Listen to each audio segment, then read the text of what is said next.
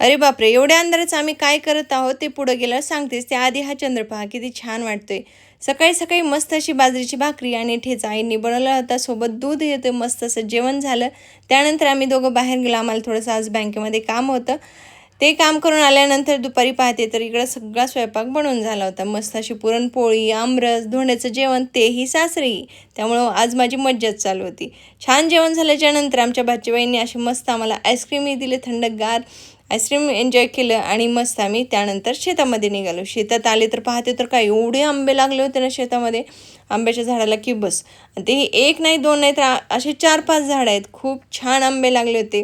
म्हटलं खूपच मजा आहे आपली. तर सासरी बी आंबेच आंबे आणि माहेरी आंबेच आंबे. त्यामुळे एवढं मस्त वाटत होतं.